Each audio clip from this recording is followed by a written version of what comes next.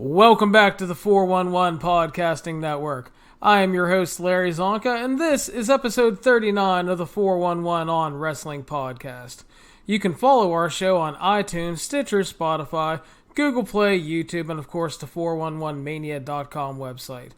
Joining me today is my good friend Jeremy Lambert. Jeremy, how are you? I am doing well, Larry. Doing well. How are you on this Thursday evening? I am actually fantastic. I've had a good week at therapy. I've learned how to get up off the ground. Shall I happen to fall at some point, or if I just want to sit on the floor and play with my kid. Or you have a life alert. Yeah.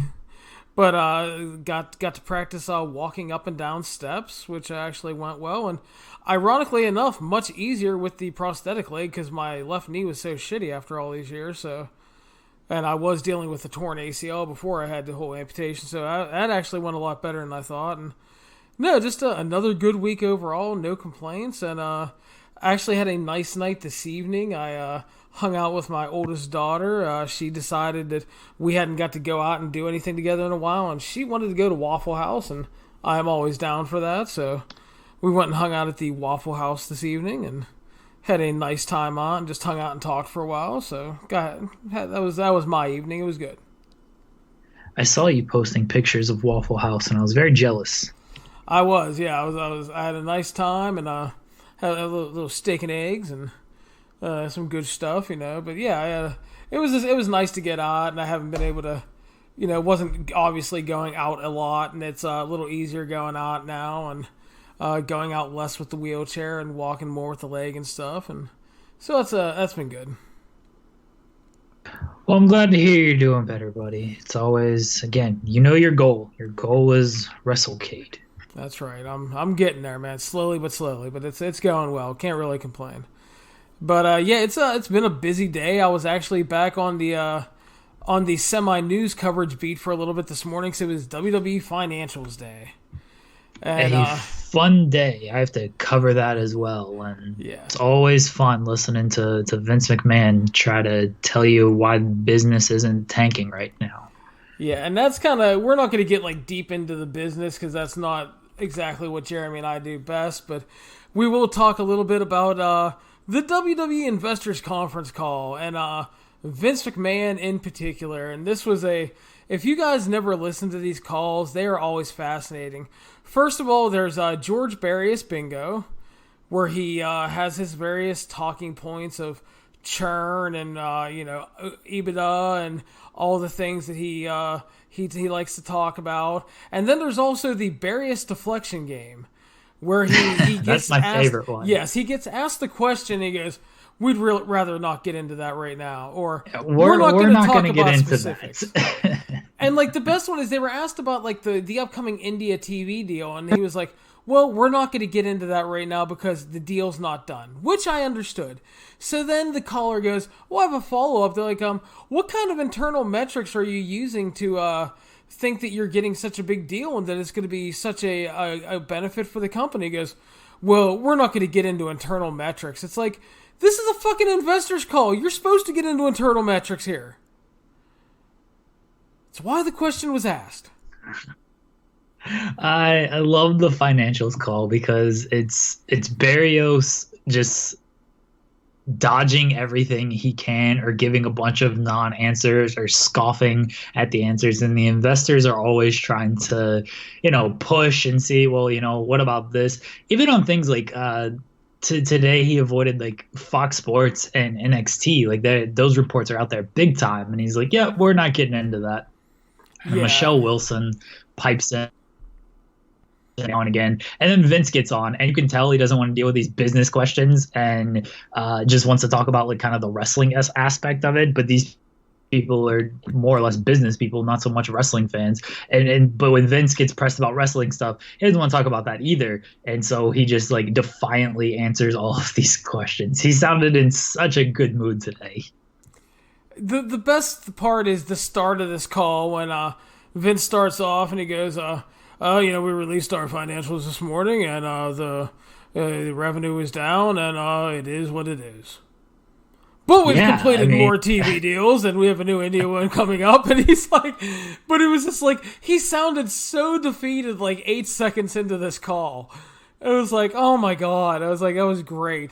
And then he hyped the Heyman and Bischoff stuff, and he said the best part about them is that they can help him focus on long-term storytelling and talent development because he can no longer be in the weeds all the time. We'll see. We will see if Vince is going to get back in the weeds. But we've seen some good things from the Heyman and I guess the first night of the Bischoff era, although Vince reportedly rewrote that whole show 5 minutes before it happened. So who the hell knows with Vince? I know what we're going to talk about, and we'll transition into it. He mentioned AEW, didn't directly mention AEW, but you could tell he was not happy with things. You could tell he was in a bad mood when he was directly mentioning the competition. Well, yeah, it started off, they were asked about the recent negative Variety piece on them, basically saying that WWE was out of excuses. And Vince said, we've definitely turned the corner, which was a quote. And that the new executive directors, Heyman and Bischoff, can give them more depth on storytelling and storylines and talent development. And then he said, we're going to be edgier but remain PG. No blood and guts like our potential new competitor. We have graduated to a more sophisticated product. Now, let's dig into this a little bit. The blood and guts, he's obviously talking about the Cody and Dustin match, where Dustin tapped the gusher on his blade job, and it obviously added a ton of drama to the match, and a lot of people loved it. But here's the thing. Your more sophisticated product, does that include A, pants pissing, B, back shaving, or C, telling a 295-pound trained MMA fighter to beat the fuck out of Randy Orton with shoot elbow strikes to bust him open instead of using a blade, and then giving him a severe concussion and putting him out for 6 weeks? That's all in the past, Larry. Those angles happened months ago. In the case of Orton and Lesnar, years ago. So that doesn't matter anymore. They've graduated from that. It was just the biggest amount of bullshit, but it was so him talking about the blood and guts. It was hilarious. I just liked, my favorite part was actually the whole, I don't know if TNT is going to be putting up with this. Yeah, that was the end of the call. He was specifically asked about AEW, and he said, competition is good for everybody, but I hope that our perceived competition doesn't continue with the blood and guts, because I can't imagine TNT would want that. All right, have you talked to TNT? You're not quite sure what they want. And it's already been stated by Tony Khan that, we're probably not going to do, Janela Moxley style matches on our television. So don't expect that. AEW's not stupid. They're if TNT doesn't want something like that, they're not going to do it. They can still do it on pay-per-view. WWE can still do it on pay-per-view. It doesn't have to be on USA or now Fox. They could still do blood on pay-per-view and cursing and stuff like that. I mean, they've been more lenient on cursing lately. But they could do blood on the network if they wanted to. It's the network. It's their own standards. And it's pay-per-view. People still buy it and stuff. They still have their deals with pay-per-view. That hasn't changed. You would still do blood on Dish Network or whatever their pay-per-view distributors are nowadays. It cracks me up, because if anybody remembers, this is in line with what he said about TNA when TNA went to Mondays. This was back when Vince talked about their lowbrow, tawdry content, trying to compete with them because they were doing blood on TV a lot with Abyss at the time. And this is also the same man that actually wasn't a big fan of ECW, but goddamn if he didn't borrow a lot of ECW for the Attitude Era. Yeah, and let's be honest, TNA kind of failed in that area, and ECW on television failed as well. So I think on television, he kind of has a point that kind of stuff might not fly, but ECW they weren't a good television product. TNA, I mean, fuck, they have enough issues, and I think we're going to talk about some more later on. But he's coming from a place where the other comparison I saw was Bischoff. Apparently said the same thing when WWE was transitioning to the Attitude Era, and he was like, yeah, well, USA is not going to like that and all this stuff. And I mean, USA let it slide for a while, and then the ratings kind of changed and the whole product kind of changed and whatnot. I think Vince has a point of, I don't know if TNT is going to be happy with this. It was just so weird to like hear him mention it on this conference call and like really address AEW without directly addressing them, because okay, Triple H can take shots, Sami Zayn, which obviously had Vince's approval, can say it, but to hear it directly from Vince when all these investors are on the line and stuff, that was the part that like got at me, not the actual content of what he said, even though that was funny, and you could just tell he was in a bad mood, but just to hear him be like, yeah, potential competitors, they're doing this, like on this conference call, I was like, whoa, okay, he must be in a real bad mood if he's gonna bring this stuff up.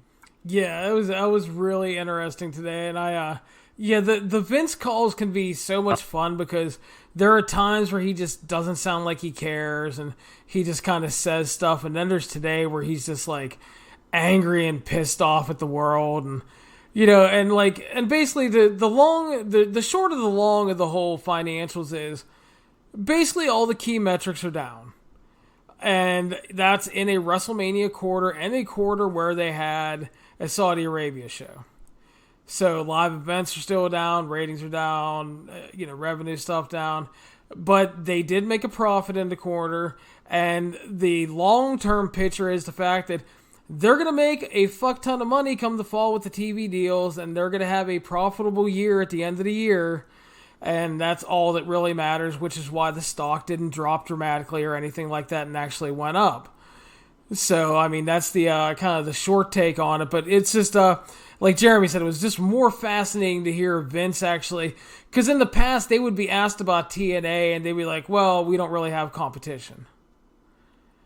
But to hear him talk about our perceived and our potential competition, and actually hear someone ask about AEW on the call and him give an answer, I mean, yeah, very interesting. I mean, you kind of have no choice because it's the investors' call now, and it is more of a reality with AEW being on TNT. It's like a legit network and everything, and TNA was on Spike and all that, but I mean, they just never looked at TNA back then as anything, and their whole mantra at the time was not to talk about TNA at all, as for as much as TNA wanted to talk about them. But yeah, it's interesting times, Jeremy. Certainly is, and we'll see what happens with WWE. And like when Vince said, yeah, the revenue was, he said like 260 million or something. It's like, it is what it is. Like, obviously you can take that as a bad thing because they expected it to be higher, given that they did have a Saudi show, they did have WrestleMania and all this stuff. I heard like 260, and I'm like, yeah, that sounds like a good thing to me. Like, I'd love to make 260 million in a quarter. I wouldn't be complaining about that shit. Be like, yeah, it is what it is. I'm fucking rich. No reason to be in a bad mood when I'm making that much every 3 months.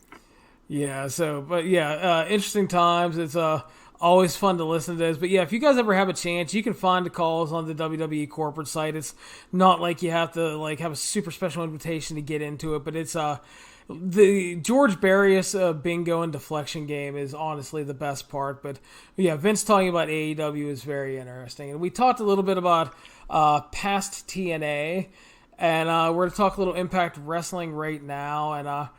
And Jeremy and I, we talked previously about the Slammiversary pay-per-view, which was a really good show, as Impact has been very reliable in delivering very good to great pay-per-views since the Callis D'Amore regime took over. And we talked about, hopefully they follow up well, and we were hoping for a TV deal announcement soon, and there was the possibility of Access TV, and apparently that's not happening right now. That deal is done. They're going to stay on Pursuit. They've extended their deal with Twitch.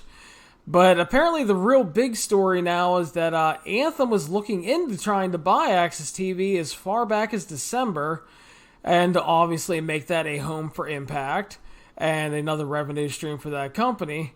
The reason they're on Pursuit, we all know, is because Anthem has ownership in it and because they didn't want to sign a long-term deal at a bad TV location like Pursuit is, because then they'd be locked into it. Because Anthem has ownership in Pursuit, they could just slide into Pursuit. It's a shitty deal, and they're on Twitch to make up for the people like me that don't get it, but it does allow them to hopefully jump out of it should they find something new, which I think we're all hoping for. They were hoping to announce this deal in June, and then hopefully after Slammiversary, but things did not work out. The Access deal fell apart, and there's still talk that it could still happen in some form, maybe not them buying it, but them being aired on it. But right now, Impact is stuck on Pursuit and Twitch, Jeremy. Your thoughts on the fact that Anthem actually tried to buy Access TV? That was the most fascinating part to me, is that Anthem was like, all right, you're not going to give us this slot, or let's just buy this thing. I wouldn't look at that as a good thing if I'm really anyone outside of, I guess, Access, who smartly turned it down. I mean, Anthem has their own television show. It's Pursuit. No one gets it. But they can't even do well with Impact, like, on the network they already have. Why should I believe that if they buy Access, that Impact stands a better chance? Like, is that going to fix their DVR problems and airing commercials and airing the wrong show? Like, you already have them on your network. You should be doing the best you can for them right now, not putting them at Fridays at 10 and making all of these mistakes. So just because I think Anthem is the problem here, not that they can't find a television deal. Like, Anthem is clearly an issue here, and it sucks for everyone involved because the product isn't bad. The pay-per-views are always great, and they've got a lot of talent. And they seem to have good ideas. Like, the Twitch thing is good. They've got their own Impact Plus. I don't know how well that's doing, but they hold a lot of specials and stuff on that. Like, we saw a title change on it not too long ago.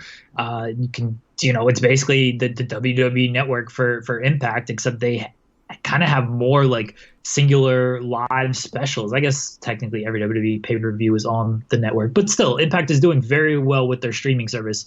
And as far as a content delivery goes, I don't know financially how well it's doing. But like, Anthem seems to be an issue, and I feel bad for Impact. I wish they could get on a television station that cares about them and gives them some leeway and just doesn't screw up things. But this company, there's just no juice in this company. None. Like, they just had their television tapings last weekend. It was 2 sets. There was a Friday night and a Saturday night tapings. People got the Saturday night results. No one, literally no one, it wasn't even the Observer today, had the Friday results, and the X Division title changed hands on that show, and no one knows that the X Division title actually changed. Spoiler alert, by the way, everyone. Sorry. The X Division title changed hands on that show, and Rhino returned, and like, Impact had to tweet that out themselves because no one else tweeted it. There was nothing from that Friday show and very little from the Saturday show. Like, the company is just ice cold right now. And that's a shame too, because like I've said repeatedly, the weekly TV is always solid to good. The pay-per-views always deliver. There's a lot of good talent there, and it's a shame. It really is. And I just I posted on the 411 Twitter, and someone took it completely the wrong way. I basically wrote like, these poor bastards can't catch a break. And I feel so bad for the talent, and I do. And someone's like, oh, well, yeah, of course they don't catch breaks with attitudes like that. I'm like, listen, asshole, I'm not the fucking problem here. I'm one of the few people that actually covers this goddamn promotion and writes about it all the time and does previews and does live coverage and actually gives a shit. Look at all the other websites that don't cover the goddamn show, okay? Look at all the other places that don't do a post-pay-per-view podcast on it because they didn't watch it. Okay? Don't give me shit. I legitimately... no one should yell at Larry for anything that really for anything, because he watches more wrestling than all of us and wants to cover everything, like literally everything. As far as like, oh, you don't want them to succeed, or you're saying bad things about them. You can yell at Larry for his star ratings. They're terrible. I'm just kidding. But so behind the scenes here, so like, RVD returned at the Raw reunion, and he wasn't advertised or anything. And I didn't see this as a big deal. I was like, why is this a big deal? And people are telling me, like, because, well, he's an Impact star and he's in WWE. I was like, great. Why does this matter? And I had to write a news story on it. I was like, this is so stupid, just because he's a fucking Impact star. Like, no one cares about this company. No one. It's so ice cold right now. Like, nobody cares about this company, and it is a shame. And like I just said it, like, I don't really care about it, honestly, because they can put on these good shows, they can put on these great pay-per-views, and they're not gonna get anywhere. And it almost just feels like a waste. And they've had so many chances to succeed. They've screwed all those up. Like, I'd rather see these talents in companies that are just more visible, because a lot of them deserve that kind of publicity. Yeah, it's a shame, man. And I like you said, I wish that they could find a strong, viable TV deal that puts them on a more visible network, and that, they could actually make some money off of it would be great. But yeah, I don't know. Hopefully something picks up for them, but it's I don't know. People, everybody's like, oh, it's fine. They still have the Twitch and Pursuit deal. No, that's not fine. It's really not fine, guys. It's not good for them. It's a bad thing, and hopefully they can fix it soon, but please don't sit there and say it's a good thing in any way. No, the Pursuit deal is terrible. It's really, really terrible. Like I just said, like, Pursuit is owned by the same company that owns Impact, and the best they're doing for them is 10 o'clock on Friday nights. Like, no one's watching this shit, and then they're screwing that up by airing the wrong stuff. The Twitch deal is fine, just because it's online streaming, and like, you have Impact Plus as well. Like, they're truthfully better off just trying to be like a streaming promotion, almost like ROH. Like, ROH, no one watches the television product, and the television product kind of sucks. Like, Excuse me. I watch it. Yes. Well, when I say no one, I should preface this by, like, no one but Larry Csonka, who just wants to cover literally everything. Fair enough. But like, no one watches. I actually did tweet, like, no one watches this stuff, and someone like tweeted me, like, I watch ROH television, and I wanted to be a dick and just be like, well, you're the one. But I didn't. I just liked the tweet because she took the time out to reply to my tweet to let me know that ROH has a couple fans out there. But like, ROH is streaming their television now on Honor Club, because they realize that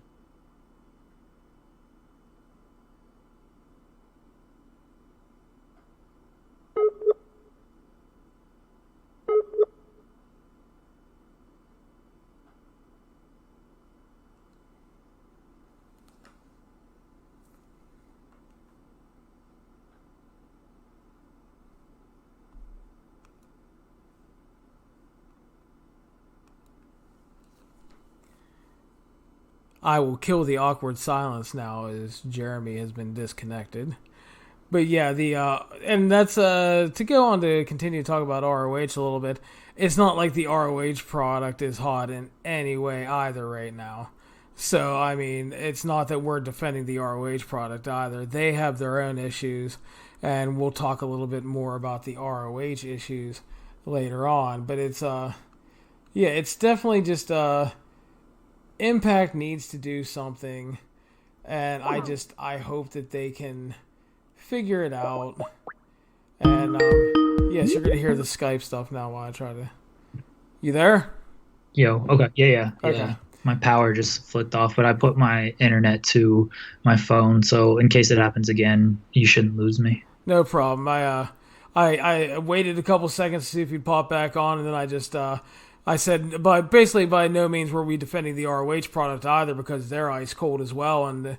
But just bottom line is, it would be really nice if Impact could find something positive TV wise, and because they need it badly. Yeah.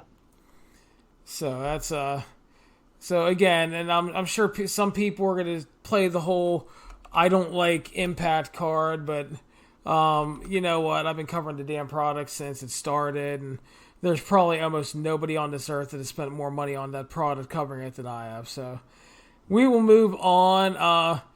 Jimmy Uso, early Thursday morning, was arrested and put in the Uso Penitentiary for driving under the influence in Pensacola, Florida. This is rather ironic considering on Monday night, John Cena made fun of him for being previously arrested and having a mugshot, which was also for a DUI.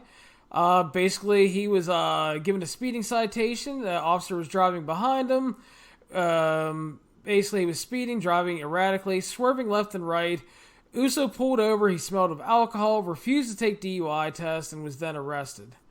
So then WWE issued one of their famous statements. Jonathan Fatu is responsible for his own personal actions. He was released after posting a $1,000 bond. And to start this off, I will go, first of all, stop breaking the law, asshole! How fucking hard is it? You have money. Hire a driver, call a cab, call a fucking Uber, do something. You're gonna kill somebody, you stupid son of a bitch. Okay? So, how about that? There is no excuse when you have fucking money like this to get arrested for a DUI. It's stupid. It shows that you don't give a shit about anybody. And it also shows that you need some fucking help. So, go to some alcohol treatment, okay?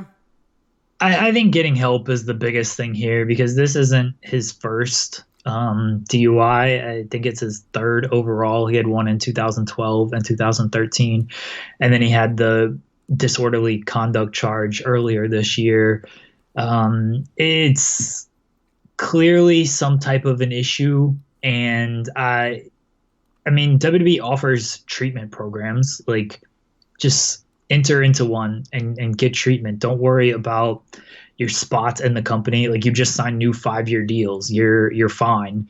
Don't worry about that stuff. Just get yourself together, because this can't keep happening. This can't. At this point, it's not even like a funny thing. It's just get some help, because you're embarrassing yourself, you're embarrassing your wife, you're embarrassing the promotion. And like, WWE needs to even say to him, like, hey, we've got to take you off television. You gotta check into this program, at least do it for a couple of months. Like, I'm not saying it should be a big publicity stunt, but they should get him into some type of program. And he seems like the kind of guy who would acquiesce and just be like, okay, you're right. Like, I need to do this. I don't know. I've never met the man, and this history of arrest isn't good, but something needs to happen. Something needs to change. And the very least, to get an Uber, get a Lyft. Like, come on. What's wrong with you that you can't like dial up Uber or Lyft or something and get a ride? Because you're endangering yourself, you're endangering others. It's just not good for anyone. Yeah, and I have no time for shit like this, especially when you got people with fucking money, man. Anytime I hear about like a celebrity or some athlete like that, it's just the stupidest thing. It's like, if you know you're going to go out and have a good time, and listen, I'm all for having a good time and going and getting shitty drunk and stuff. That is not the issue here. The issue is, if you know you're going to do it, hire a goddamn driver beforehand. You got the money. There are services for this shit, okay? It's not hard.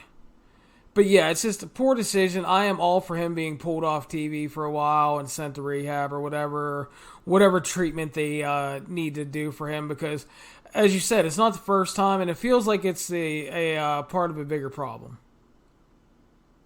It definitely feels like part of a bigger problem, and that's why go get some help, Jimmy. Like, you got to be responsible for your own actions. Go get some help.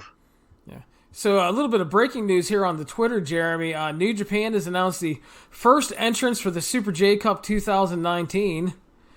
we have Show, we have Dragon Lee, and TJP.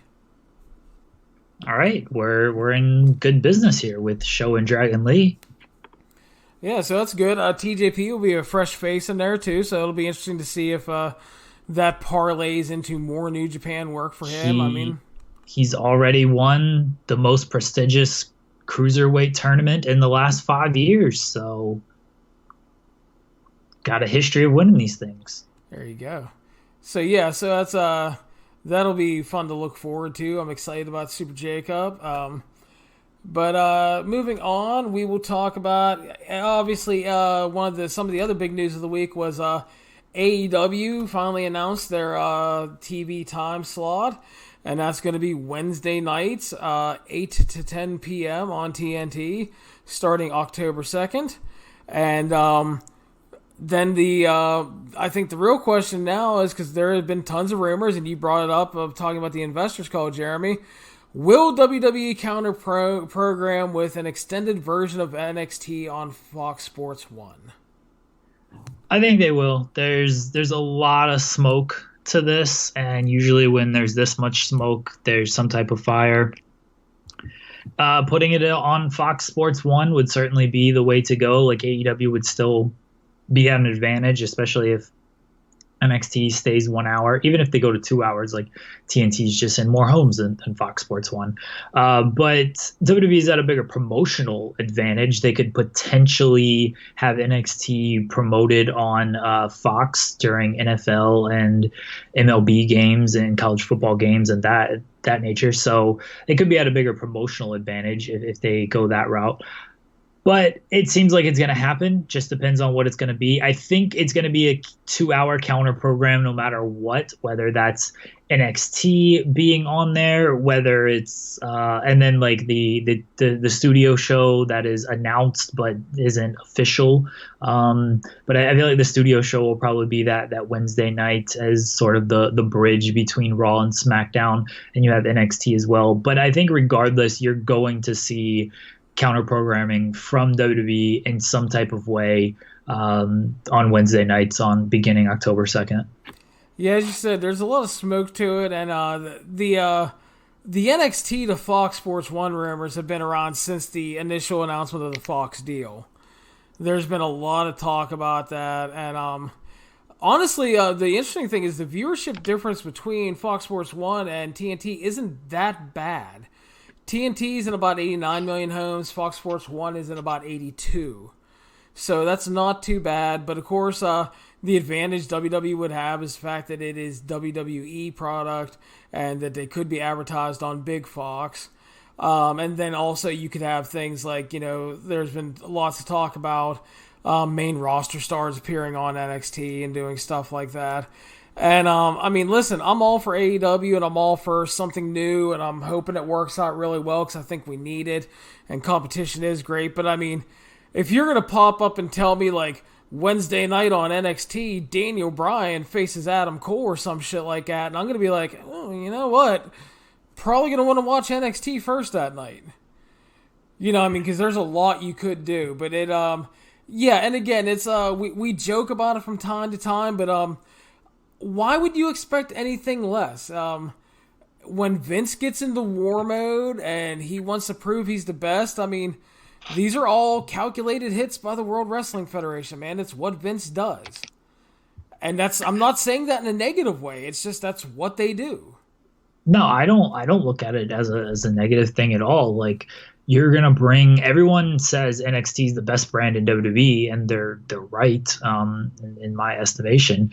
Like, you're gonna bring that to a bigger audience if you put them on Fox Sports. And okay, maybe they don't do the numbers that AEW does, and I wouldn't expect them to. But you're still bringing this to a bigger audience. Like, you're still, and people are gonna hear like these both shows. I guess the only downfall is people who would tune in to AEW as well, because it's going to be that word of mouth thing. And that's why we all remember the Monday Night Wars, and, there was 9 million fans watching. There would be, 5 million watching WWE, 4 million watching WCW.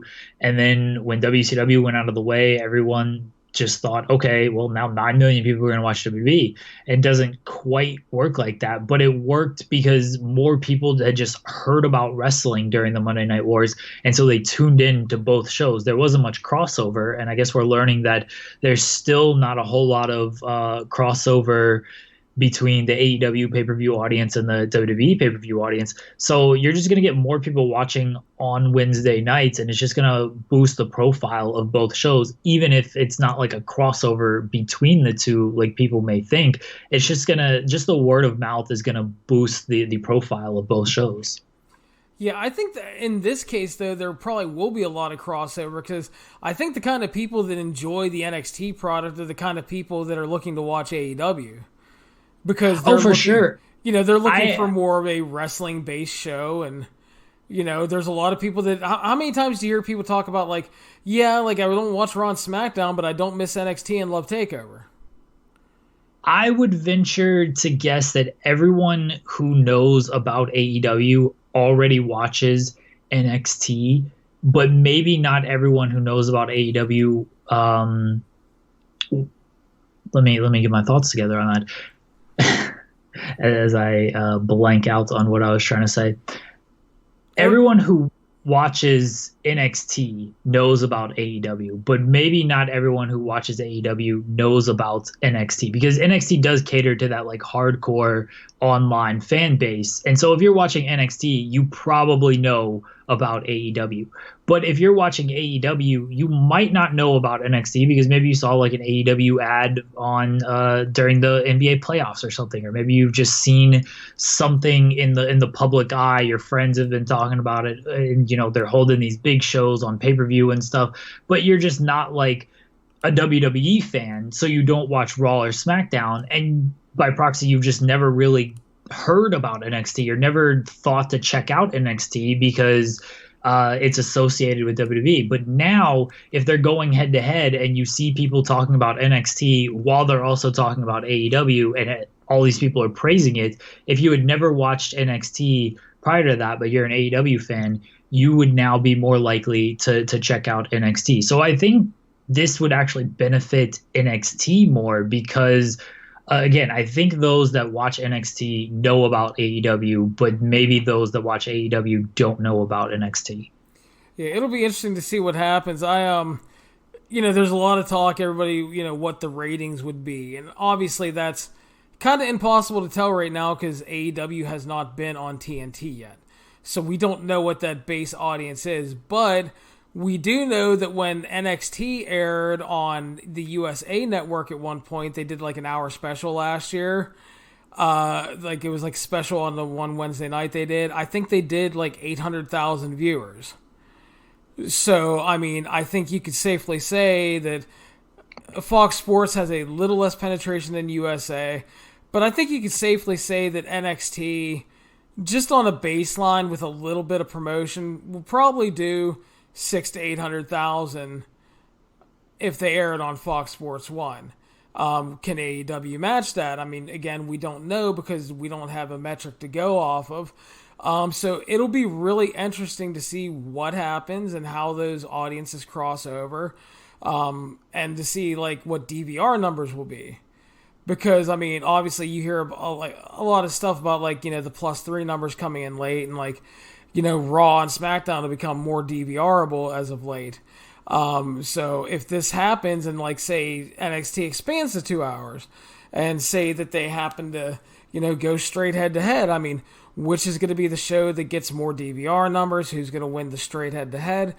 Going to be really interesting. And again, NXT kind of is going to have that advantage being a WWE product because WWE is the big name, the potential advertising on USA and Fox, and the fact that you can say, hey, this Wednesday, AJ Styles is going to wrestle Johnny Gargano, or, Daniel Bryan and Roderick Strong. Stuff like that, that hardcore audience would want. Plus it's Styles and Bryan to become names to the main WWE fans. So possibly drawing more fans there. So that's going to be really interesting to see what happens. But like you said, I think it'll probably be something 2 hours between NXT and the studio show, possibly 2 hours of NXT. Or maybe they change things up and somehow that's 205 Live gets moved to Wednesday. instead of the network. There's a lot of stuff going on right now because of. It's hard to tell because we don't know what's going to be on the new network tiers when they go, because there's going to be the free tier, kind of the tier we have now, and then the VIP tier. And is the VIP tier going to include like Evolve and Progress and stuff like that?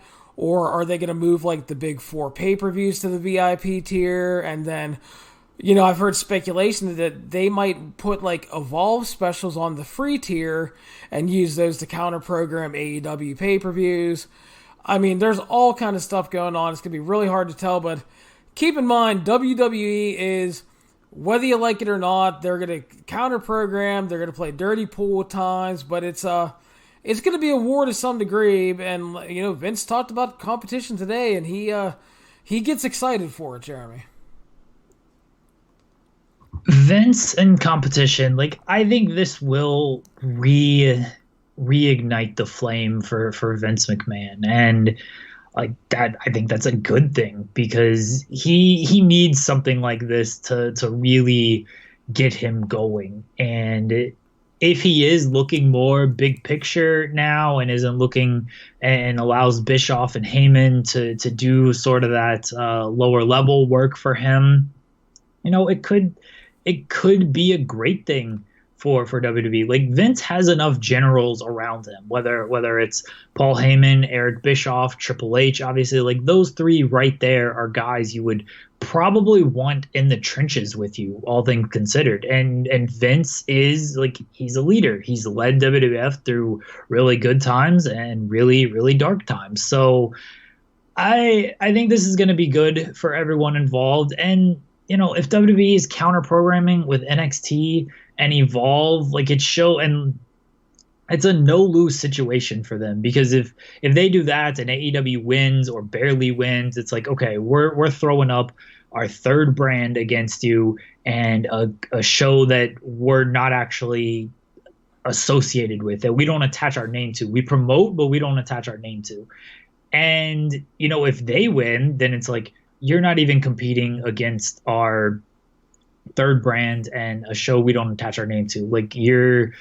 You're not as big as you think you are. So it's a no-lose situation for WWE and for Vince McMahon if they do that, unless it does just boost AEW to the stratosphere. But then AEW might get too big and feel all right, well, we can go up against the main roster, and maybe they can, maybe they can't. But it's an interesting thing that'll play out over the course of many years. Hopefully, I hope this isn't a 2-year thing where it's oh, well, that was fun. Remember when AEW existed? I hope this is just a long-term thing and all of wrestling grows from it. Yeah, and I hope you're right, because hopefully if this can reinvigorate Vince, that would be the best thing. And like you said, he has plenty of generals around him, and I think one of the biggest problems with WWE programming is his just insistence on fucking micromanagement and having to just change things all the time. And hopefully if he is going to be a little more the big picture person now and let the others do things, I mean, maybe that will be for the best.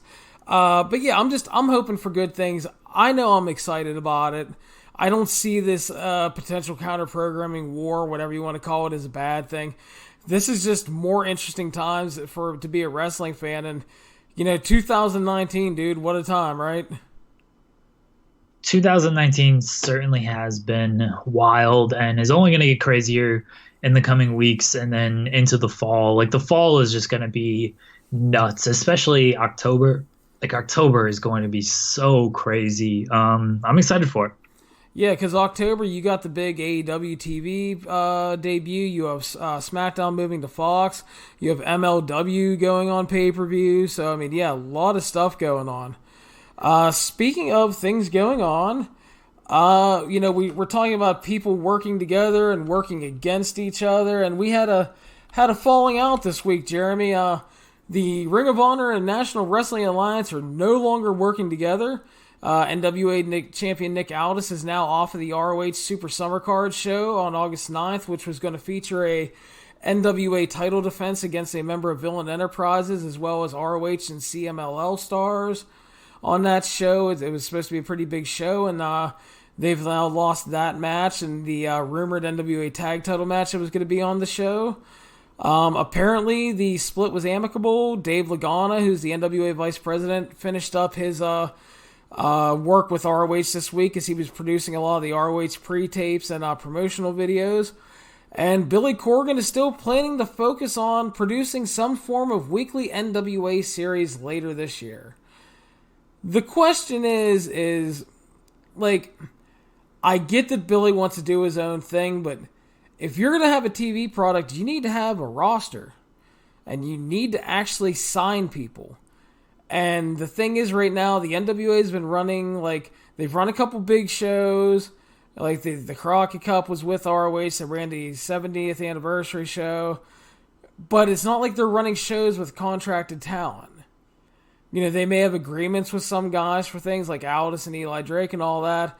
But it's not like they have a roster locked in. So the ROH deal was really good for them because they were able to get the NWA name and titles on ROH TV and pay-per-views and special events. But now you're breaking away, and, you know, I mean, the NWA stuff was interesting at times, and I thought it helped ROH TV, but I think it hurts the NWA more than it hurts ROH. But what do you think about the potential NWA TV presence in the fall?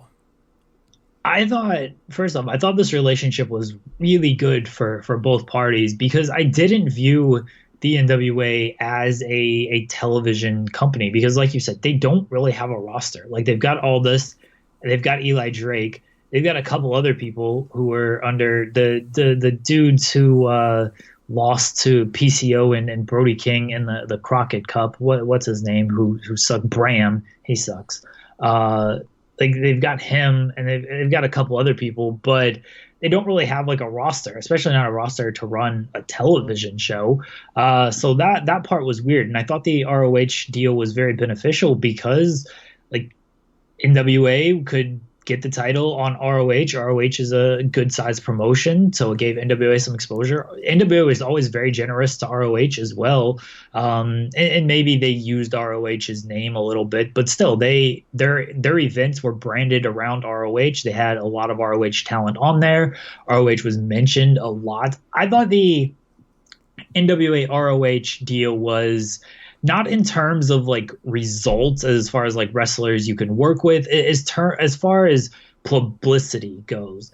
The NWA ROH deal was better to me than the ROH New Japan deal because, yeah, New Japan's going to give you better talent and you can put your talent over in New Japan and do better with that. But Kevin Kelly's not mentioning ROH during these Jeff Cobb matches. Like, he rarely, if ever, mentions ROH. Like, they can't get their top ROH guys, like get Jay Lethal. Like, Matt Taven's not going over there and working shows and stuff. Like, they don't really get the exposure you would think from the New Japan. Like, ROH uses New Japan and tries to use their guys to gain exposure, but New Japan doesn't have a use for ROH. I thought the NWA ROH deal was just mutually beneficial as far as exposure goes because both sides really used each other to the realistic advantages of a working agreement of, hey, we're going to promote you, we're going to put your guys on our shows, you do the same for us, and it worked out well. NWA going on television, I'm not buying it until I hear them like actually signing people, because until they're signing contracts with guys, like, I guess they can use freelance guys, but if they get even if they just do streaming stuff, like MLW is not going to let their talent be on there. ROH now isn't, like AEW is not, like, who Impact probably not, like who else are you going to get talent from? Like, you're bidding against a lot of competitors right now. Like, this is almost the wrong time to try to get into this kind of war because you're either established and you're part of it, or if you're trying to get in, you're way down at the pecking order. Yeah, I agree. I liked the NWA ROH working deal. I thought it was fun. I thought the best part of it for ROH was the fact that they had access to Dave Lagana, who put together some great video stuff for them and really helped add to the build of their pay-per-views and stuff. I enjoyed, like, especially like Nick Aldis popping in on commentary to set up matches and stuff. I thought he was really great on commentary. And I thought it worked out really well. So it is, and like you said, though, I think the key here is, it's a bad time to try to get in because if you're realistically looking at things, okay, if you're a freelance wrestler right now, and there's, God knows it doesn't feel like there's a lot of them anymore, but okay, so your choices are, okay, I might have some WWE interest, but I'm not sure. And then it's like, well, AEW might be interested, and they're on TNT, and that's pretty big. And then it's like, okay. And then it's like, well, maybe I should hang on with ROH because I could possibly get into New Japan. And, that's a viable option. Then there's MLW. It's like MLW has a okay TV deal. They're doing good live event crowds. They've been selling out a lot. And this is no offense to Impact. They're not doing 800, 900,000 seat sellouts like Impact does a lot of the time. They're doing over 2,000 seat sellouts a good bit of the time. So MLW is hotter than Impact. So MLW is growing. So it's like, do I maybe go with MLW? It's like, I can't see anywhere, obviously Impact too. So is in there. And then it's like, I can't see anybody going, you know what? The National Wrestling Alliance. That's it. I just, and I don't know what kind of money Corgan's going to be able to offer these guys. And I just, I'm not going to believe it until they're actually on some sort of TV. I think, honestly, they end up as some kind of YouTube product, to be honest with you. I don't think anybody's going to give them a TV deal because you have Impact who has, they at least have access to some names at times. And they're still having trouble getting a real good TV deal. MLW got beIN Sports, and that has been good for them because beIN Sports has been very supportive of them. And they've given them live specials and marathons and stuff. It's not a great deal as far as penetration goes, but it's a deal that pays money, and it's a deal that is good for them right now, and it's more than a lot of people have. So, I'm not going to buy the NWA thing until I see it. And I think pulling out of the ROH deal feels a little premature, and I wonder if there was, more going on behind the scenes that we're led to believe, Well, PCO and Brody King are the NWA Tag Team Champions, so we know they're under an ROH deal, so they got to somehow get the titles off of them. Here's one thing that could work in the NWA's advantage. It's not a good time to jump in because you're competing. You're at the bottom of the pecking order for this talent. It's very possible that a talented guy or a handful of talented guys and girls look at the NWA and say, we can be bigger fish here. Because you go to AEW, you're not, the elite's going to run that. Some old WWE guys are going to be there. They're grooming guys like Jungle Boy and MJF. You're, depending on where you're at, you're going to be a mid-card guy there. Impact has its established guys. MLW has their established people. ROH has their established people. If you want to try to make a bigger impact and try to just sell yourself to these other companies and be like, oh, hey, he's really killing it here in the NWA, maybe we should offer him more. And you can almost use NWA as a stepping stone. And I think that's kind of where they're going to be, is they're going to be a stepping stone promotion, and you can get guys and girls that way. There's nothing wrong with that. It's just not a long-term thing for NWA because no one will want to stay there long-term unless they just really are comfortable, working kind of the independent loops and going where they want. And maybe NWA is offering good money and, hey, you can be on their show and probably be a big fish there. So I do think that works for them. Otherwise, they don't have a whole lot of advantages if you're trying to take some talent from these other companies. Yeah, so again, fall is going to be very interesting to see how things shake out. And kind of sad that relationship is ending because I enjoyed it. It was good. It was helpful. But what can you do? When MLW's partnered with Noah now, we'll see how that works out for them. Yeah, well, that'd be nice to actually get to see some Noah guys just because I feel like I have to tape trade to get a fucking Noah show in 2019. So, Jeremy, let's move on. Let's catch back up on our New Japan Pro Wrestling G1 Climax reviews. We got cut off last time due to my internet going all shitty. We were going to start Night 5 and had to cut what we did off of that. But we'll go back to Night 5, which was A-block action. Kenta defeating Lance Archer 12 minutes via submission. I thought this was very good. Thought Kenta looked really good again. Lance Archer was great here again. He's having a hell of a tournament so far. I love seeing that. It's a dude is 42, coming off of back surgery a couple years ago, and is just he's killing it. And he is the dude that they should be pushing as the New Japan monster, and not Bad Luck Fale. I like Kenta's run so far. I think this schedule really helps him out because this isn't your dad's G1 grind. And that's not a bad thing. Like, they had weekend shows and then they had a show on Wednesday, and I thought, oh, well, great. Maybe it was Tuesday, but I was like, great. They're going to be doing a block of shows like Wednesday, Thursday, maybe a day off. And then Saturday, Sunday, or something like that. And instead, it's like 2 days off, and so the next show isn't for a little bit, and like they're really, they're really spacing these shows out, which is good for a lot of these guys. Like, these guys kind of need that break. So it makes it easier for Kenta to hold up, because that was what we were worried about going in. Not Kenta on night 1 or night 2, but Kenta on night 11 or 12. But he's holding up so far. And yeah, Lance Archer is great. I said it on the last podcast. He's had a really strong run, and I think this run ends up boosting him to the U.S. title. Yeah, it'd be good to see. I'm digging Archer. I love seeing guys having a late career renaissance like this, because I mean, he was a dude that I did enjoy back in the day in TNA. I thought there were times where he had some really good outings and showed like a ton of potential, and I thought he would always be a little more than he turned out to be. So I'm digging this a lot. So it's good to see, and it's good seeing Kenta delivering, and it's good stuff. And I agree about the G1 schedule.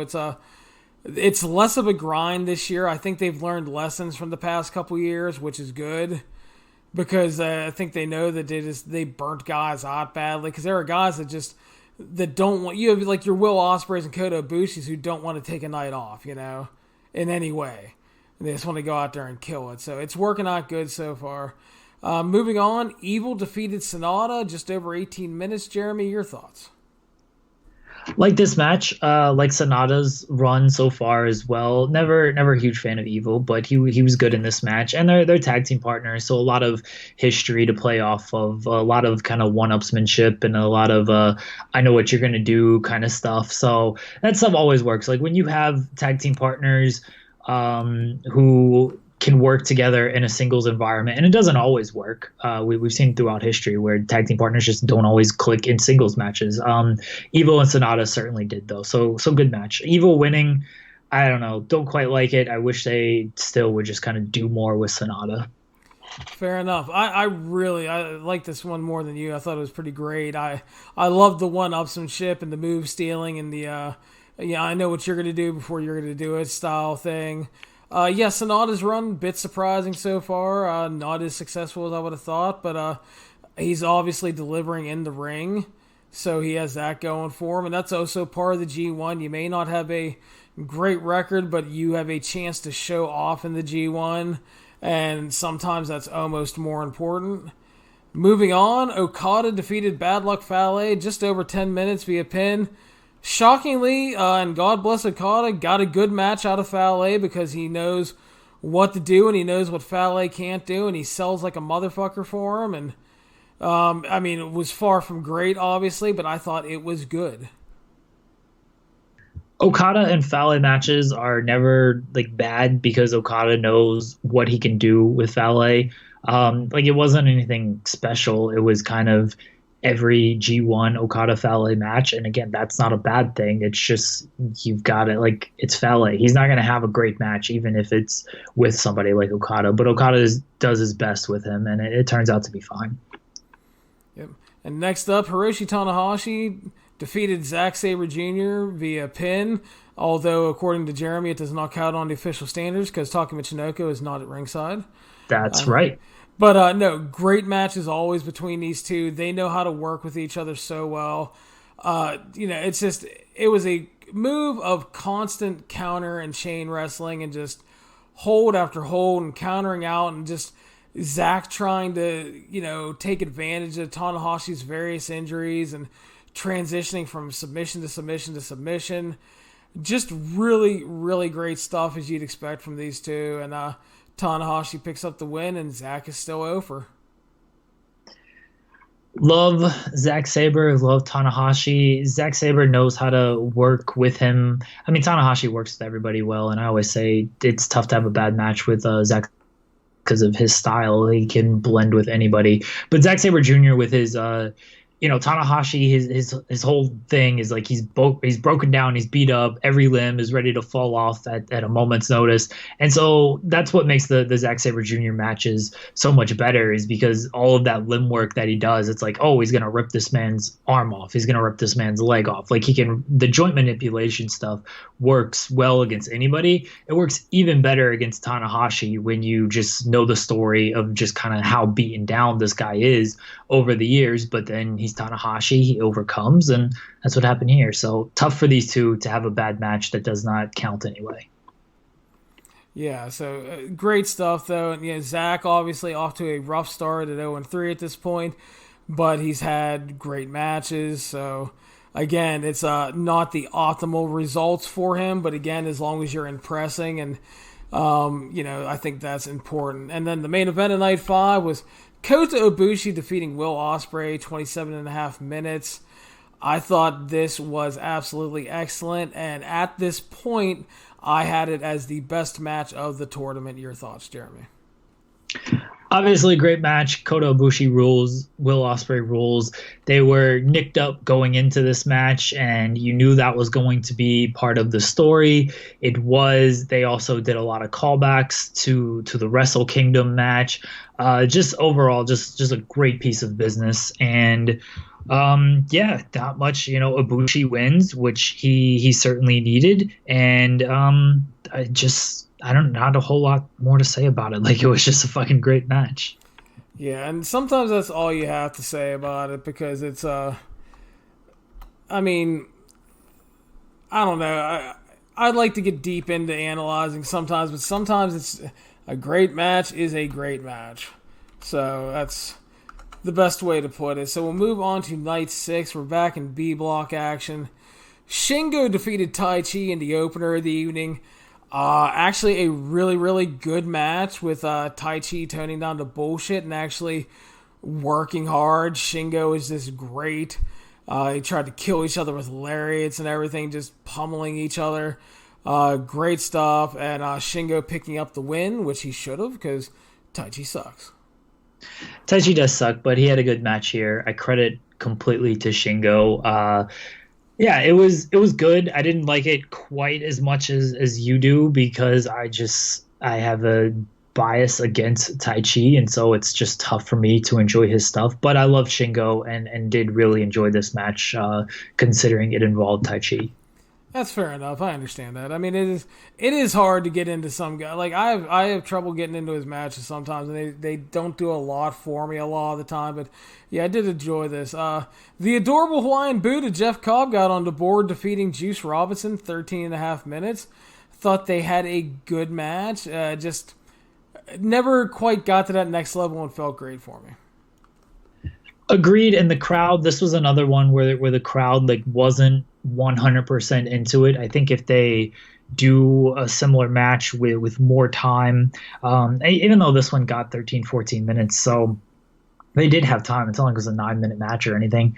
I think this match in front of a different crowd might play out a little bit differently, but it's also kind of what you said. Like, they never quite got out of that second gear. And so if you don't give a reason to get the crowd into things, then the crowd's not going to get into things. I'd still like to see them work together again, because we know they can have better matches with other people, and I think they can have a better match together as well. I agree. Next up, your boy Toru Yano defeated Jay White in 3 minutes via pin. Chaos fucking over Jay White from his heel turn last year continues as the boys from Chaos go 3-0 against Jay White to start off the G1. White falls to 0-3. And again, I know some people will bitch about the Yano matches, but I enjoyed this because it was part of a bigger story, and it was nice to see Chaos get that early revenge. And just to see Jay White start 0-3 after he started so strong last year. The best match in the tournament thus far. The great Toru Yano getting one over on the sneaky heel Jay White. The I guess Rocky Romero is the king of sneaky style, but the prince of sneaky style, Yano, does better than just the evil sneaky style Jay White. I love this match because it had Yano and like, yeah, Chaos getting over on Jay White was the story for the early portion of this tournament. It worked. No one really thought Yano, especially after Jay White started 0-2. It's like, okay, well, he's definitely going to win this match. And it's like, nope, Yano's going to beat him. And it's like, oh, okay, Yano's going to beat him. But I thought it worked great. Yeah, and I was surprised by the result. I thought that was where Jay White was going to get on the board, but no, I appreciate the fact that he actually lost and that kind of chaos mini story played out to start off the tournament. And I think that's one of the other things I really enjoy about the G1 is when you have these like little underlying stories like that. You know, that's an early story right there, and it played off well. So I enjoyed that. Next up, Tetsuya Naito defeated Hiroki Goto in just over 14 minutes. I thought they had a very good match. Obviously not their best. It was kind of like the Juice and Jeff Cobb match. They work really well together. They work a ton of great counter stuff because they know each other so well. But it just never really got to that super exciting point, and I just kind of never felt Goto was going to win, which kind of hurt the drama for me. Yeah, once Naito was 0-2, he was one of the favorites coming into this tournament, so he wasn't gonna lose to Goto. So that took a little bit out of this match. And I mean, we've said it before with Goto, like he gets the big win over Jay White, and then he loses his next two matches, and it's like, all right, why should I care about Goto? Yeah, it's his booking is really hard to get behind him at all, and I understand, you know, why there are people that just have like a lack of interest in his matches. I mean, I get it because it's kind of hard to become invested at that point. So yeah, Naito picks up the big win that he obviously needed here to get on the board. And then the main event of the evening was Jon Moxley defeating Big Tom Ishii. 20 and a half minutes and an absolutely excellent excellent wrestling match. Sorry, I got a little tongue-tied there, but this was great. It was just an insane fight and brawl vibe. It was Ishii being Ishii. It was Moxley being Moxley so far. Keeps bringing a different vibe to his match. Possibly the highlight of the tournament was they had set up a table on the floor. Ishii took out Moxley, laid him on the table, and then the flying bus headed up to the top rope, and he hit the big high fly flow through the table, Jeremy. It was amazing. This match fucking ruled. Like, they were up in each other's faces before the bell rang, and I was like, oh man, these fucking guys are about to bang it out. And that's exactly what they did. It felt different from just about everything in the G1. Moxley, yeah, he's bringing a different style to this G1, and it's great. Ishii is awesome, and like they clicked. Moxley's having a hell of a run. Ishii always brings it in the G1, and this match ruled. This was my favorite match outside of the Yano matches up until this point. I like this better than Ospreay and Ibushi. Fair enough, dude. I know a lot of people share that actually, so that's not completely out there, and I can see why. They're totally different stylistic matches, and yeah, but it was an excellent match, easily one of the best of the tournament so far, and yeah, Moxley is bringing it. It's great. So we're going to go on to night 7 now, back to A block action, Jeremy, and one of the things we keep talking about in this tournament is the importance of variety. You have Jon Moxley bringing a different vibe to his matches. You have the Toru Yano matches. And we talk about various finishes that also help. And in the Best of Super Junior, you had Kanemaru got a really shitty heel count-out win on Shingo. Not Shingo, on Sho. And it was just like, everybody was like kind of disappointed. But it was a great little heel thing, and it played off well. And it reminded everybody that for as much as they tease the count-outs, that they can actually happen. And here we are, Zack Sabre Jr. finally gets on the board, defeating Bad Luck Fale 6.5 minutes via count-out. We're in Kirk and Hall, and they start off. Zack tries to run wild. Fale cuts him off. They brawl on the floor. Fale's just beating the shit out of him. They brawl up into the second level of Korakuen, where They've done so a few times here in the Super Juniors and G1 stuff. And they're just battling, and Zack Sabre Jr. all of a sudden locks on like a hanging armbar, and he gets a triangle, and then he breaks it like 16. And this fucker sprints down the steps, back towards the ring, slides in. Fale gets up, he makes an effort to get back in, but he's counted out. He's still about 100 feet from the ring. Just Zack gets on the board. It played off well, and the crowd loved it. This was the right spot to do it because Kirkenhall reacted to it really well.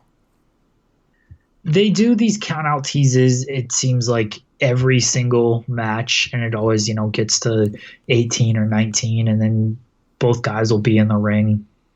But this is why they do it so often, is so when they actually pull the trigger on this count-out finish, like, you can get the big reaction out of it, and it's like, oh, this time the guy didn't make it.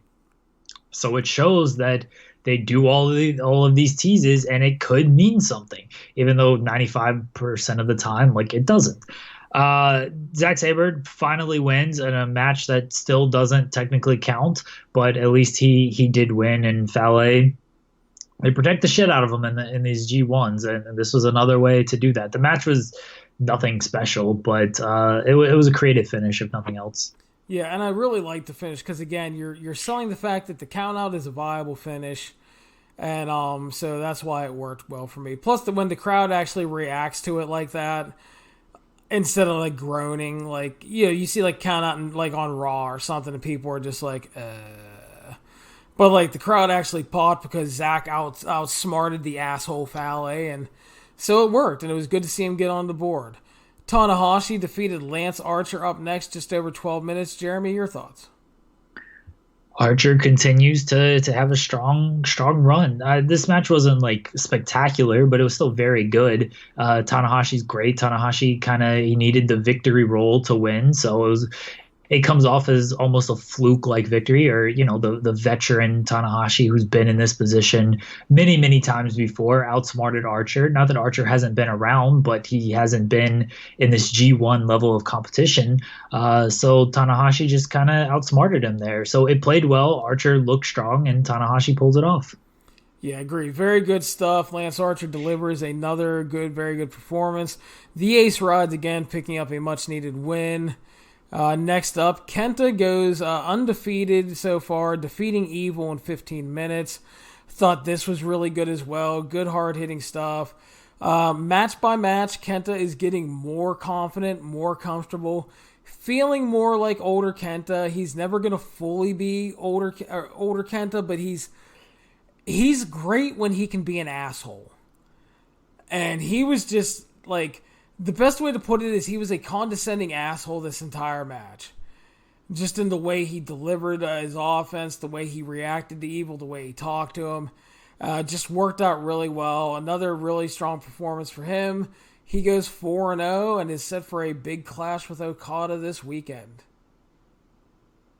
The Kenta-Okada clash is certainly going to be something, and we'll talk about it a little bit more once we get to Okada. But Kenta's looked really strong. They're obviously putting him over in a big way. I mean, he's undefeated so far at this point in the tournament. Looked good here against Evil. And maybe this is why Evil got the victory over Sonata, to kind of show, like, all right, this guy's serious, and then Kenta beats him. If that's the case, then smart on Gato to it's more short term booking. But Sonata we'll see how he finishes in the tournament. But yeah, I like this overall. Yeah, and I got the feeling I think Kenta beats Okada Saturday, because I think that's going to be the big October title match. Very possible, and very like. It seems like a good idea to me, so yeah, I could see them doing that. Yeah, I definitely think that's a possibility. So next up, Kota Ibushi defeated Sonata. Very good match. Very athletic-based match. Not quite as crazy as you would think with the Ibushi ankle injury, but he and Sonata work really well together. Unfortunately, Sonata drops another one here, but he puts in another really good performance. Yeah, Sonata's run, that's just kind of the story of it. He's having these great matches, and he's not winning any of them. And it kind of sucks as someone who really likes Sonata. It'd just be cool if he get a couple of wins in this thing. Ibushi, he's needed these victories, and he's getting them now because we expect him to be right there at the very end. And yeah, it's tough for Ibushi and Sonata to have a bad match. They did have, I think they can have better matches because it feels like they could have just a 5-star match, and we haven't seen it from them. Like, they had that weird match last year that was like good, but had just some weird moments and awkward moments in it that were kind of tough to defend. This match was a little bit crisper, but maybe didn't like reach the peak that last year's match did. I feel like there's a great match in these two that we haven't quite seen yet. I completely agree with that. Yeah, it's they definitely have the potential because we've seen it with Ibushi time after time, and Sonata has obviously stepped up, and both guys like just gifted athletic freaks as well. So crazy stuff those guys can do. Very enjoyable though. So finally, to close out night 7 was Okada defeating Will Ospreay at 22 minutes. There was a lot of excitement and a lot of hope that Ospreay could actually be the first junior heavyweight champion to beat the heavyweight champion, because they've done the champion versus champion matches for years, and New Japan has always done the IWGP champion wins. And just with the general push that Ospreay's gotten, I think people were kind of hoping for that, because then you could maybe do him and Okada at Royal Quest in August. But, I mean, while Ospreay didn't win, they had an excellent professional wrestling match. I thoroughly enjoyed it. I thought it was great. Will was great here. Okada was great. Everything worked. They had the crowd into it really well. I've seen people go higher than the rating I gave it. I went 4.5. And I can understand why. It was just an excellent piece of business. And the two guys in the main event pretty much delivering what you would expect them to. Tough for Ospreay and Okada to have a bad match together. This match, another one that just completely ruled. I still liked Moxley and Ishii slightly better. Maybe it's because it's just something different, and like, no knock on Ospreay or Okada, but when you've seen it 1,000 times, even though it's great, even though it's kind of, there's difference in those 1,000 matches, it's still Ospreay and Okada. Like, they've wrestled before. I've seen all this stuff before. Like, Moxley and Ishii just had that fresh vibe to it, something new that you haven't seen, something that you may never see again if both guys stay with their respective companies for as long as we think they will. Meanwhile, you're going to see Okada and Ospreay again. You're going to see Ibushi and Ospreay again, and you've already seen those matches before. That's my reasoning on liking Moxley and Ishii more. Nothing to take away from Okada and Ospreay, because it fucking ruled. It was great.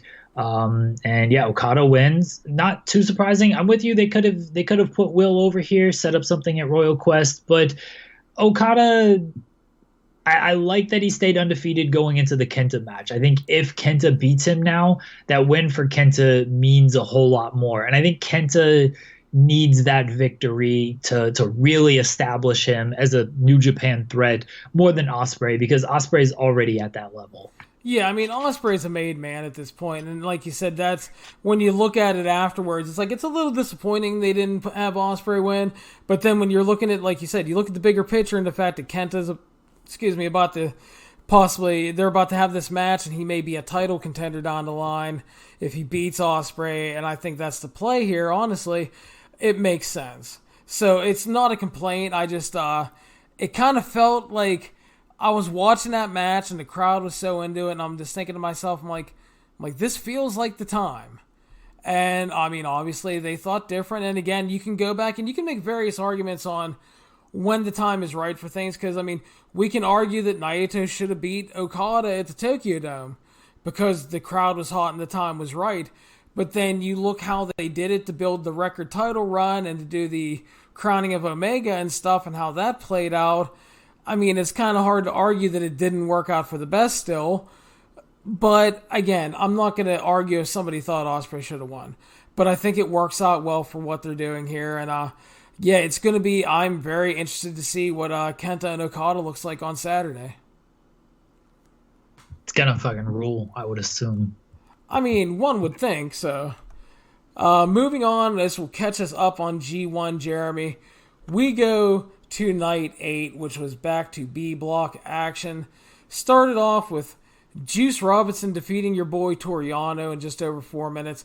This match was hilarious because they go to start out and Juice looks at him and goes, "No bullshit, Yano."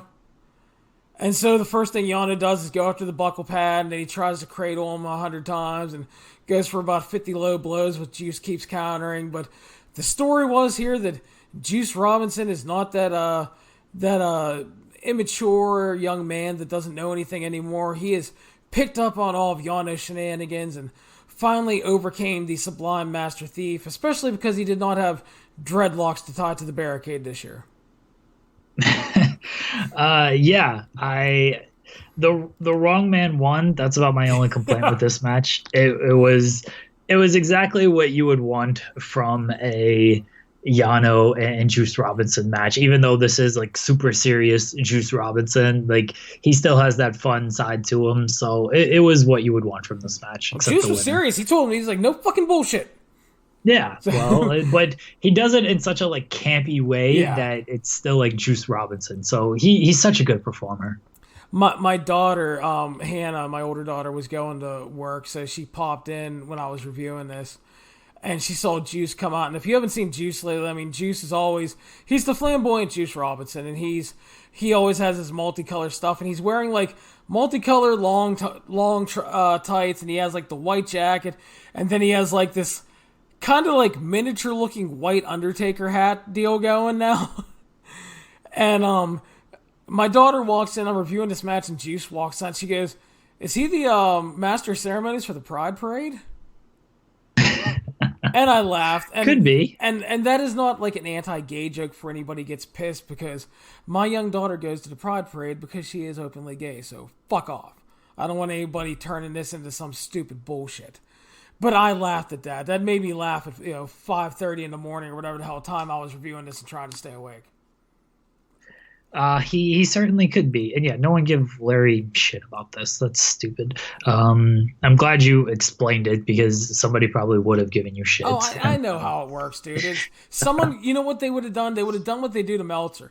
They would have taken that like 6-second video clip and posted it on Twitter. And it would have been labeled like Csonka goes on anti-gay parade, tirade.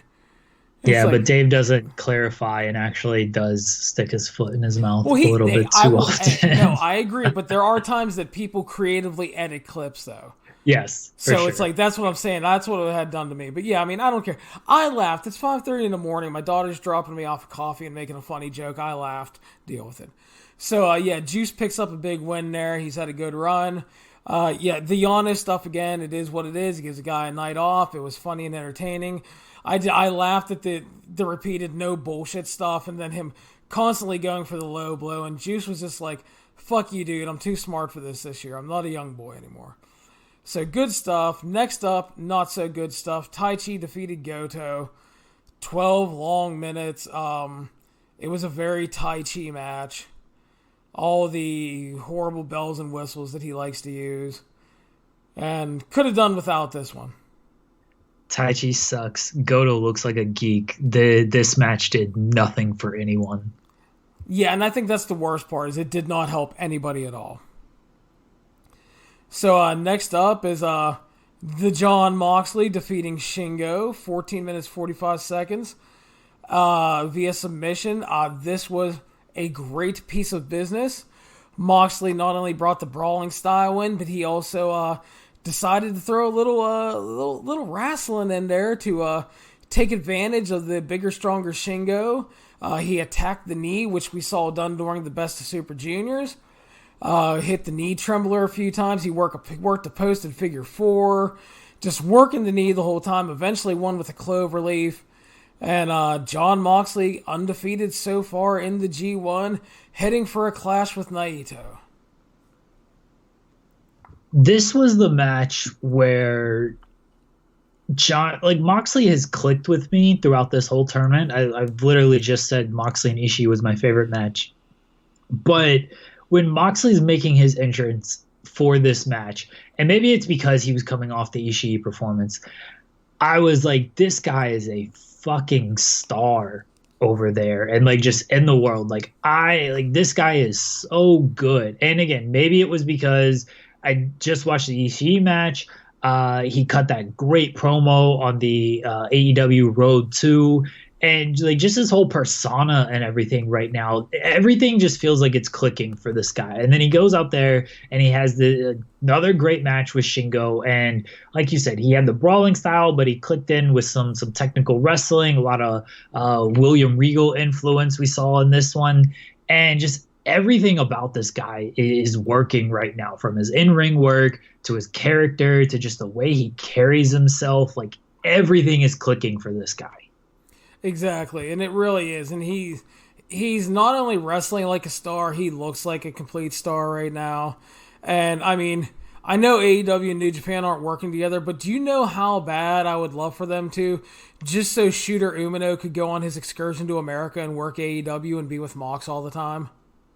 They've got to work something out for that to happen. The Umino and Moxley pairing needs more life than this G1 run, because when I first saw him coming out and carrying the title, I was like, this is so perfect. And they're working tag matches. Just like, come on, just keep these guys together one way or another. I know, seriously. Send them on excursion to AEW, man. Just please. They don't even have to have a formal working agreement. Just let the goodness continue. Because more importantly, I want Shooter Umino in the U.S. to corner Mox when he goes to Bloodsport. We need that. We 100% need Umino cornering Moxley against Josh Barnett. I know. See, I'm telling you, dude. I got the ideas. Then give us the book, Jeremy. We deserve the book. We certainly do. So next up, Jay White finally got on the board, defeating the adorable Hawaiian Buddha Jeff Cobb in 15 minutes.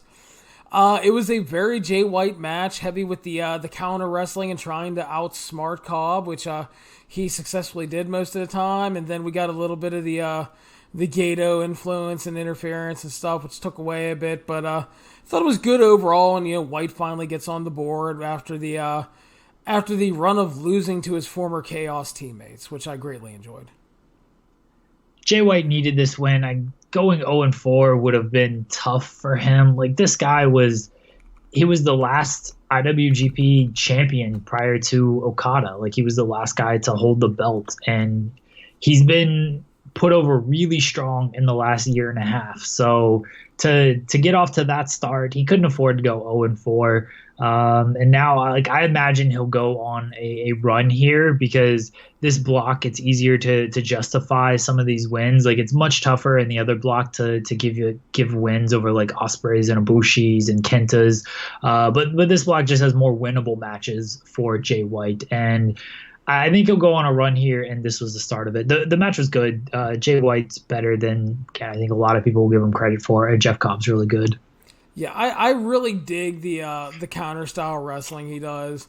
I think a lot of it plays really well. And I also, the heel stuff that he does with it, like there was one part where he was teasing a German, and then Cobb went for an elbow, and he used that to sucker him into a snap Saito, and then he rolled over on his stomach and then just did the point to his temple thing, like, I'm fucking smart. And it's just like, he looked like such a bag of douche. And I mean that in the best way possible. Yeah, he really does. He's like, nope, not doing this today. Nope, I knew you were going to do that. Like, he has those mannerisms, like those heel mannerisms down. He does the like talking that I know some people like and some people don't, but for him, I think it works. He's really got his whole character together. And yeah, I think Jay White is very good. I've called him the best counter wrestling in the world. And I think when it comes to like finishers and stuff, like he really is. He can turn he can turn his finisher into anything. He can escape a lot of different holds. So I love Jay White. I think he's great. Yeah, some of his closing stretch stuff has been magnificent this year. It really is, and that's yeah, the Blade Runner stuff's been really good. Yeah, it's the way, and like you said, the way he finds a way to kind of counter in and out of everybody else's shit into that, and that's a really big asset, because you look at like your big time New Japan matches and how important the closing stretch can be, and when you have that like extra hot added spice to the finish with stuff like that, can sometimes take a match to another level. So really great stuff in terms of that. But yeah, good match. And main event, Tetsuya Naito defeats Big Tom Ishii, goes 2-2 finally. and finally stepped up and had a great match here with Ishii, because these two guys know each other really well. They have a history of great matches, and they pretty much called on all of that here. Just great performance from both guys. Ishii continues to have one of the best tournaments going right now, along with like Ospreay. And Naito evens things up, and it looks primed to go on a run. It will be interesting to see the booking of the Moxley match. I think that's where Naito's gotta have the victory. Moxley is certainly, I mean, he's been positioned the strongest in this bracket. So he's clearly going to keep winning matches. He's already got big wins over guys like Ishii and Shingo. Like, those are two of the top names in this bracket. It's those two, White and Naito. Like, those are, aside from Moxley, like, those are the 4 top names in the bracket, I think. And Moxley's already beaten 2 of them. So he's certainly, the booking will be interesting. I think Naito will end up winning that. As far as this match goes, I liked it.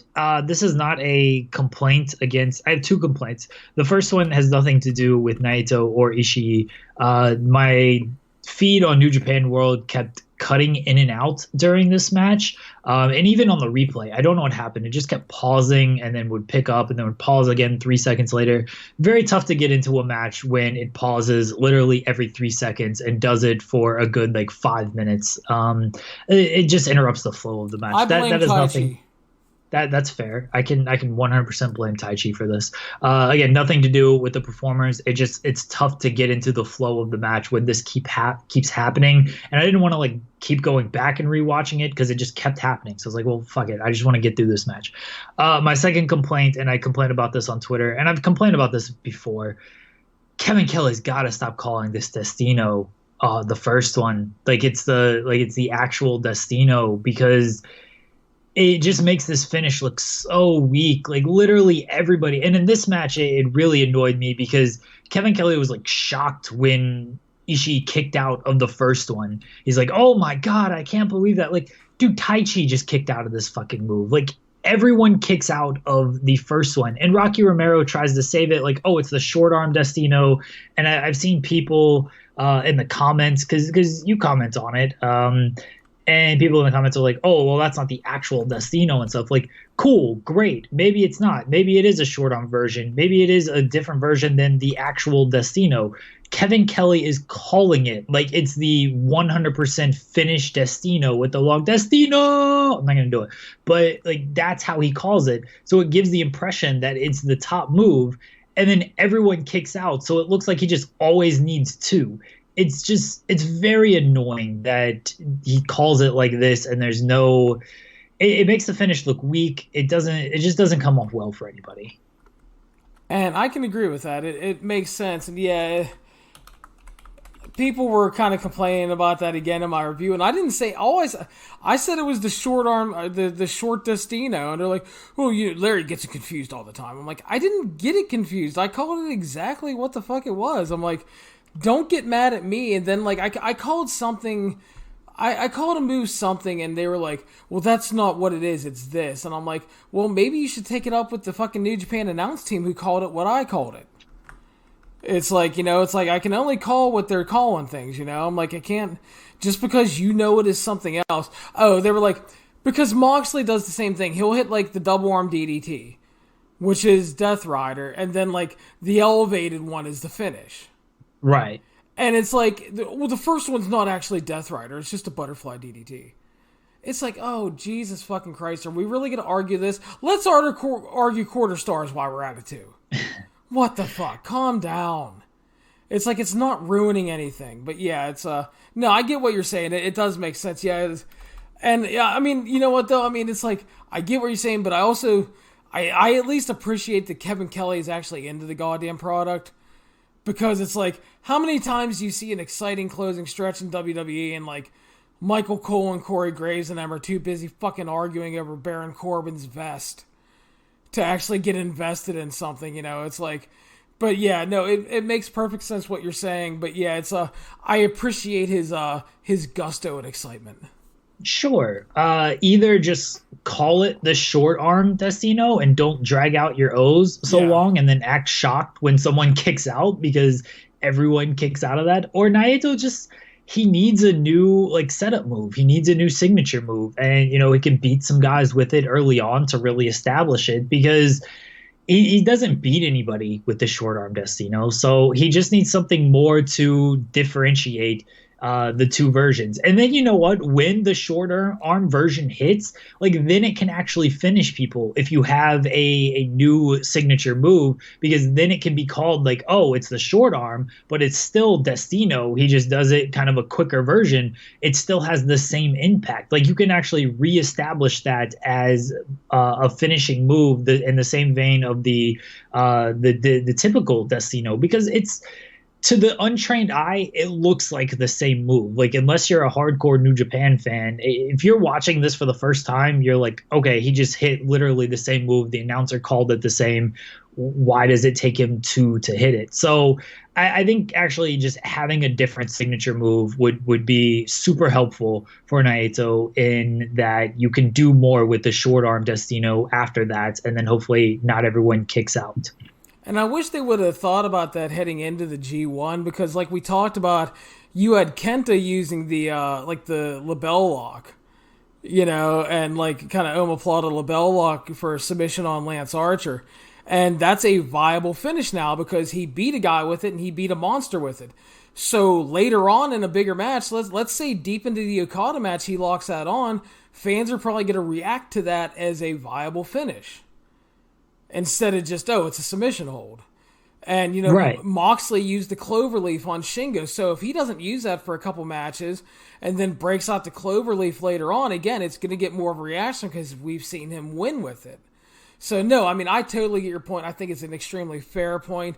I think that is probably one of the few things that Kevin Kelly does wrong, is that call, because I think he's exceptionally very good at his job. But yeah, it's those are very fair points, because like you said, if you're not a New Japan fan and you see that, yeah, it looks like he's just hitting the same move twice. Like, well, he didn't hit it good the first time, so he has to redo it. Yeah, this is Kevin Kelly is great. Like, it is. I don't think it's a nitpick, because a nitpick would be more like picking at something that doesn't really matter. He holds his I think O's this 3 seconds too long. That's a nitpick. I guess, but he calls it. He calls it the same as the finishing move. I just think it would add more into the product if he just didn't do that. And Rocky Romero, again, to put him over, he's done a great job clarifying, oh, that's the short arm version. It's just, okay, it's a nitpick. Stop holding your O's so damn long, Kevin Kelly. Or Naito, get a new signature move. Yeah, fair enough, dude. So that'll catch us up on the G1 coverage for now, Jeremy. So we will close with that tonight. I thank you for your time as always. Yeah, I'm glad we could finally catch up on the G1. I feel like I'm caught up on everything now. I'm glad to be doing these podcasts again, because I missed talking wrestling while I was away. I know. And watching it. Well, good news this weekend, Jeremy. We have G1 shows and we have Smackville live on the WWE Network. I'm not watching that show. You are watching Smackville. I'm letting you know right now, I'm not watching this Smackville show. It's literally a house show that's just on the WWE Network. Nothing. I don't know. If you want to review it, I will gladly watch it. But otherwise, that's the only reason I'm watching this thing. Well, that's the only reason you're watching it then, because we're reviewing it for the kids. Damn it. Fine, I will watch Smackville. I mean, this UFC card sucks this weekend outside of the title fight, so I'll just watch Smackville instead of these terrible UFC prelims. See, there you go. See, I'm saving you. So, but no, this Smackville show is going to be just the most average show ever. Very likely so. So that'll wrap us up for tonight. I want to thank everybody for listening. Please remember you can follow the 411 on Wrestling Podcast on iTunes, Stitcher, Spotify, Google Play, YouTube, and of course on the 411mania.com website itself. Please make sure to subscribe and share the show around, and if you have time, please leave us a 5-star review. We would greatly appreciate it, because we know there are many options for you to listen to. Have a good weekend, everybody, and happy wrestling.